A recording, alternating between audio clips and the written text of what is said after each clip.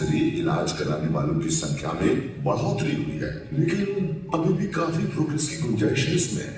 आपकी बात ठीक है सर, लेकिन उसमें कुछ इश्यूज हैं। वो क्या? हम अपनी तरफ से पूरी कोशिश करते हैं मरीजों को आयुष्मान भारत के बारे में जानकारी देने की, ताकि वो इसका लाभ ले सके। पर कई बार कुछ ऐसी चीजें होती हैं जिसमें हम खुद ही कंफ्यूज हो जाते हैं।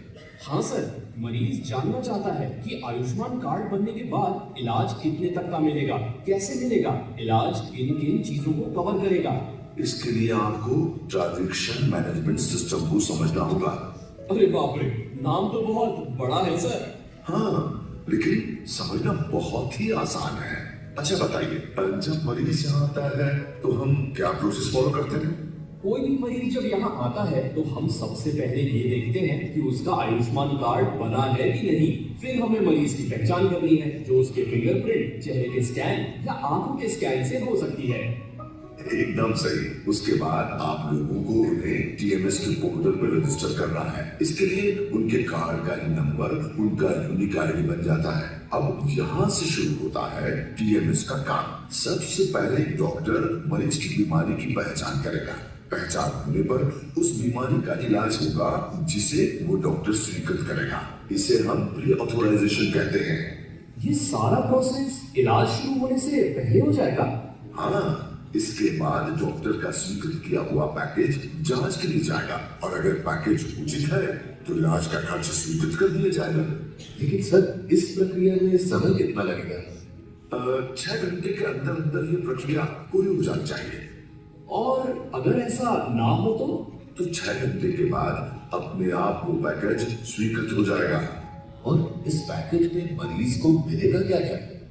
इलाज से लेकर उसका अस्पताल से डिस्चार्ज होने तक का सारा खर्च, साथ ही साथ आयुष्मान लाभार्थी के इलाज में जितना भी खर्च होता है। तो आयुष्मान कार्ड में बची हुई राशि का मैसेज भी उसे मिल जाता है। जैसे इलाज में अगर 1 लाख खर्च हुआ है तो उसके पास पैसे चला जाएगा कि उसके आयुष्मान कार्ड में 4 लाख की राशि शेष है। ओह, और ये सारी प्रक्रिया टीएमएस के द्वारा ऑनलाइन हो जाएगी? यही तो इसकी सबसे खास बात है। टीएमएस इलाज के आवेदन से लेकर मरीज के डिस्चार्ज होने तक के पूरे खर्च के डाटा को रिकॉर्ड कर देता है। अब क्योंकि ये सारा प्रोसेस ऑनलाइन होता है तो प्रक्रिया ज्यादा तेजी से होती है। टीएमएस आवेदन में हुई छोटी गलती को भी पकड़ लेता है, ताकि क्लेम देने में कोई देरी या परेशानी ना हो। इसमें धांधली की भी गुंजाइश नहीं है। वाह सर, ये तो बहुत ही सही सिस्टम है और बहुत ही सरल भी।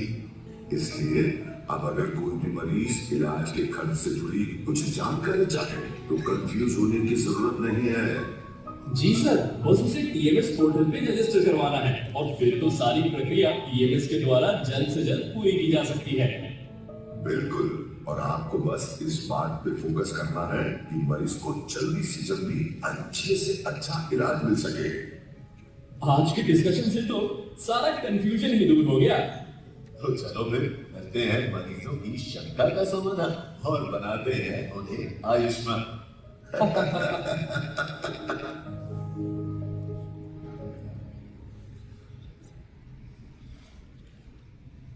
Good morning everyone. जैसा कि आप जानते हैं, आयुष्मान भारत योजना में पारदर्शिता सुनिश्चित करने के लिए सारा काम पोर्टल्स पर आधारित है। जितना भी क्लेम प्रोसेसिंग का काम है हमारा transaction management system TMS portal के माध्यम से करते हैं। टीएमएस पोर्टल 2 भागों में बटा हुआ है, एक पेयर एंड और एक प्रोवाइडर एंड। प्रोवाइडर एंड मतलब जितने भी हमारे इंडिपेंडेंट हॉस्पिटल हैं वो प्रोवाइडर एंड के यूआरएल पर लॉगिन करते हैं।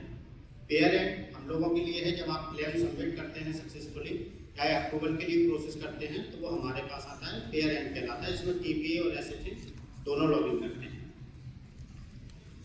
प्रोवाइडर एंड पे एक पेशेंट किस तरीके से पोर्टल पर रजिस्टर्ड होता है, किस तरीके से आपको कौन कौन से फीचर्स हमने अवेलेबल कराए हैं, किस तरीके से आप रिपोर्ट्स देख पाते हैं, ये सारे फीचर्स हम आज आपको लाइव दिखाएंगे, बहुत ही संक्षेप में दिखाएंगे, जिससे आप लोग सबको पता चल सके कि टीएमएस पोर्टल पे किस तरीके से काम होता है।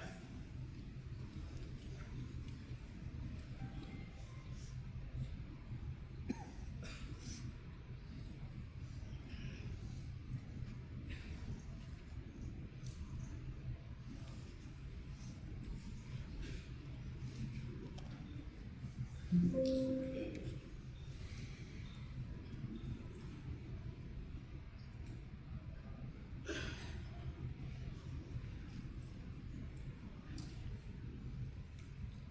हमारा URL है provider.nha.gov.in।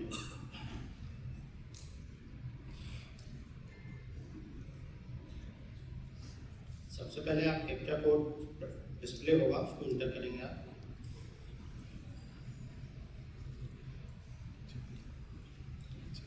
हर हॉस्पिटल का एक आईडी बना हुआ है, जो मोबाइल नंबर रजिस्टर्ड है उसी नंबर से आपको लॉगिन करना है, उस पर OTP से लॉगिन होगा। यह है आप ये सुनिश्चित करते हैं कि जो भी काम हो रहा है, जो हमारे पास रजिस्टर्ड नंबर है उसी के माध्यम से पूरा क्लेम प्रोसेस हो।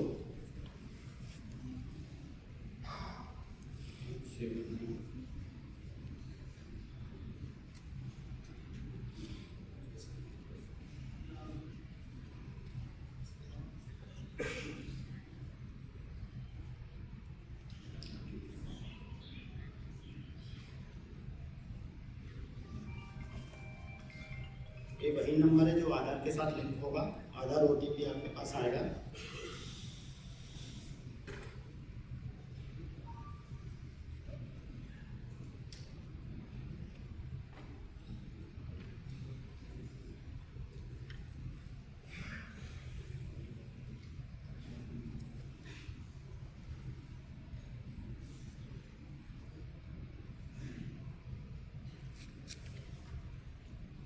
इस तरीके से हमने लॉगिन कर लिया है। ये आपका डैशबोर्ड दिखेगा, जिसमें ये पोर्टल में आप जैसा जानते हैं लगभग 1 lakh case per day process होते हैं नेशनल लेवल पर।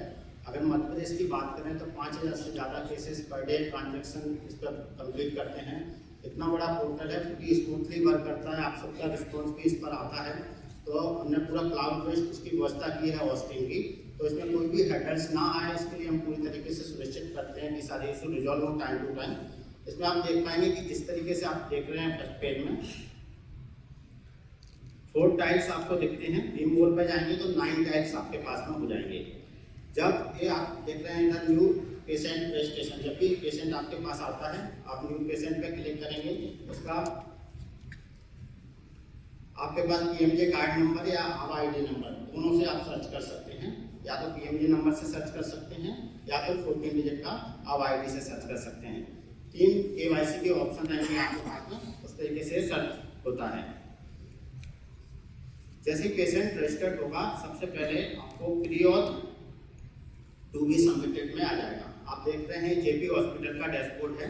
JP हॉस्पिटल में प्री-ऑथ टू बी सबमिटेड में 9 केसेस दिख रहे हैं आपको। उसके बाद जैसे ही नेक्स्ट स्टेप आएगा प्री-ऑथ पेंडिंग, मतलब आपने इंटीमेट कर दिया है SHA को अप्रूवल के लिए, SHA से अप्रूवल आना तो आप वेट कर रहे हैं, तो वो वाला केस आपको प्री-ऑथ पेंडिंग में दिखेगा। अंडर ट्रीटमेंट मतलब आपको SHA से अप्रूवल मिल गया है, आप ट्रीटमेंट स्टार्ट कर रहे हैं और अंडर ट्रीटमेंट के बकेट में वो दिखेगा। क्लेम 2 की सबमिटेड जब आप डिस्चार्ज कर देंगे, उसके बाद जब क्लेम का जो स्टेज आएगा वो क्लेम 2 की सबमिटेड होगा।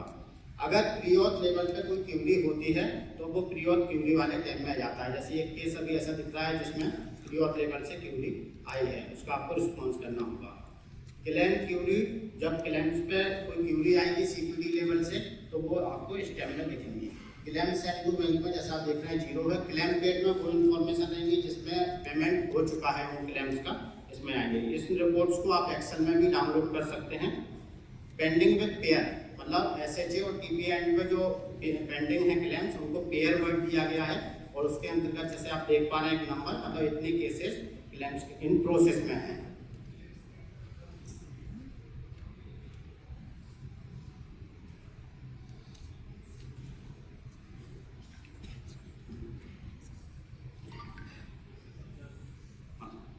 तो ये आप देख रहे हैं जैसे 518 केस इसमें पेड दिख रहे हैं। इसकी एक्सेल भी आप डाउनलोड कर सकते हैं। नीचे 1 बाय 1 केस भी आप जब इस पर क्लिक कर देंगे तो नीचे सारे केसेस आपको डिस्प्ले में भी आ जाएंगे 1 बाय 1। अगर एक एक केस आपको देखना है तो आप इस केस पर क्लिक कर दीजिए, तो आप देख रहे हैं एक एक टैब दिख रहा है आपका इस केस का साइकिल पूरा, कि पेशेंट रजिस्टर्ड कब हुआ था, प्री-ऑथ सबमिट कब हुआ था, क्लेम अप्रूव कब हुआ और पेमेंट रिसीव, मतलब सभी पे टिक है, मतलब पेमेंट हो चुका है।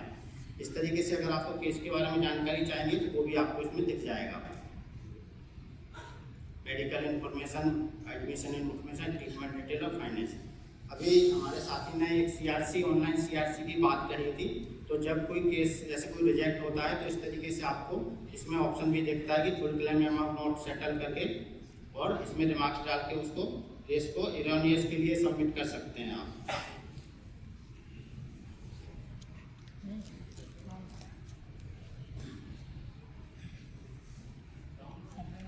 हाँ सर।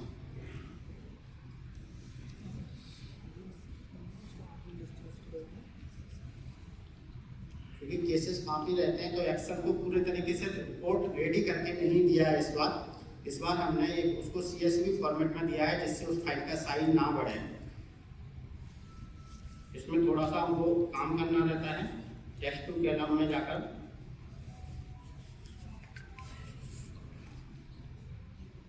एक सेपरेटर डला हुआ है इसमें। ये सेपरेटर आप जैसे ही लगाएंगे तो वो आपको रिपोर्ट फॉर्मेट में सारे कॉलम डिस्प्ले हो जाएंगे। तो आप जैसे देख रहे हैं पूरी रिपोर्ट्स में सारे कॉलम डिस्प्ले हो गए हैं। उस रजिस्ट्रेशन आईडी क्या है, कार्ड नंबर क्या है, बेनिफिशियरी का नाम क्या है, किस टाइप का केस है, और प्री-ऑथ कब इनिशिएट हुआ था, पेमेंट कंप्लीट हो चुका है, उसका स्टेटस आ रहा है, उसका अमाउंट ये आप देख पा रहे हैं। क्लेम पेड, UTR नंबर जो आप बार बार बोलते हैं कि UTR नंबर मेंशन नहीं रहता उसमें, तो इस तरीके से जब कंप्लीट रिपोर्ट आप डाउनलोड करेंगे तो एक एक केस का आपके पास में UTR नंबर भी मेंशन रहता है, और किस पेमेंट किस डेट को वो क्रेडिट हुआ है आपके अकाउंट में वो भी आप देख पा रहे हैं। ठीक है, अगर इसको आप फर्दर इस रिपोर्ट फॉर्मेट में जनरेट करना चाहते हैं तो आपका जो आयुष्मान मित्र वहाँ पे अवेलेबल होगा वो उसको रिपोर्ट फॉर्मेट में भी जनरेट कर सकता है। उसकी भी बहुत सिंपल प्रक्रिया है। वो इसको जैसे आपको देखना है इसमें प्रोसीजर कोड वाइज कितने केस आपके,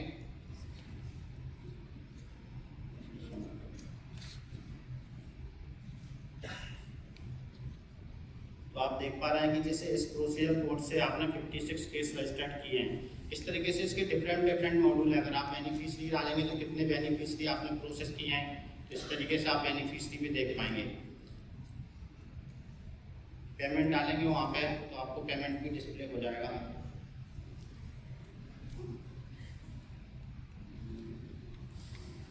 तो इस तरीके से अमाउंट भी, तो इस तरीके से आप मल्टीपल रिपोर्ट इसमें से जनरेट कर सकते हैं। हमने रॉ मटेरियल डाउनलोड करा दिया है CSV फॉर्मेट में। उसके बाद आपको जिस तरीके से रिपोर्ट चाहिए आप वहाँ पर उसको प्रोसेस करके आप उसके सामने रिपोर्ट रेडी होके आ जाएगी। तो इस तरीके से पोर्टल का पूरा फ्लो वर्क करता है। इसमें मैं एक चीज़ और दिखाना चाह रहा था, जो अभी हमारा CRC का नया सिस्टम आया है कि आप ऑनलाइन कैसे केस को रेज करना है, वो भी चीज़ मैं आपको दिखाना चाह रहा था। तो इसमें एक टैब है क्लेम रिजेक्टेड। जैसे इसमें 68 केस रिजेक्ट हुए हैं। अब उसका मल्टीपल रीजन हो सकते हैं, टेट से बाहर होने के बाद सबमिशन हो सकता है, जो भी चीज़ हुआ हो। अब जैसे एक केस है, ये रिजेक्ट केस है,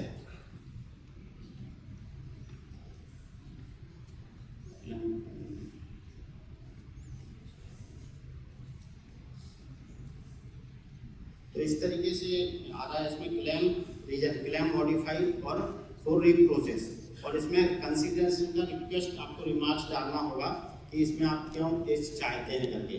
तो ये हमारे SHA के पैकेट में इसे हमको रिकंसिडरेशन के लिए अवेलेबल हो जाएगा। तो इस तरीके से पूरा पोर्टल का लाइव प्रोसेस में